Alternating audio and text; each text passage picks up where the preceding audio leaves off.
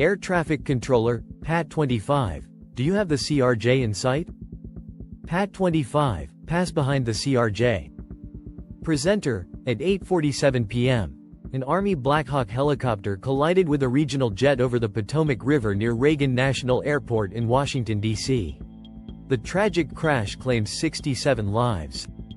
This area is among the most restricted airspaces in the country, yet it has long been a concern for pilots.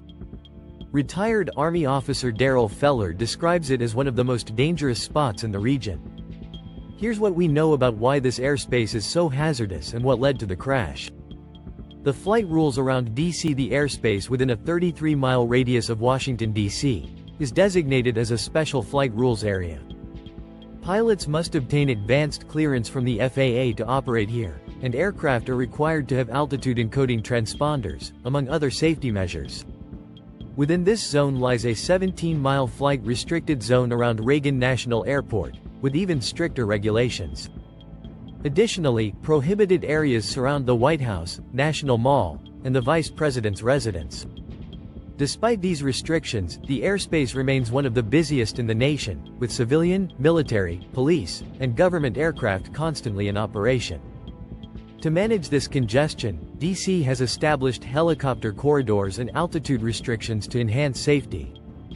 What happened during the crash? Flight data reveals that the Black Hawk helicopter was flying south along a designated helicopter corridor over the Potomac River.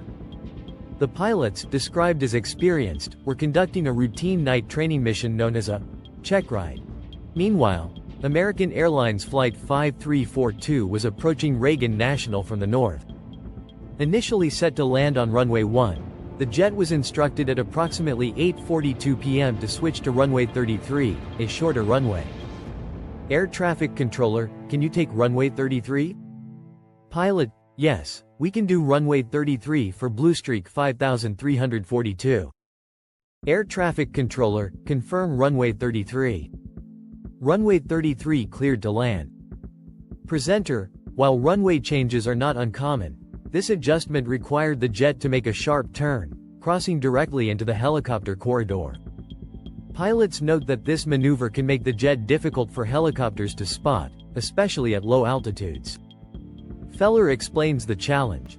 When flying south near the airport, the city lights of southeast D.C. create significant visual clutter.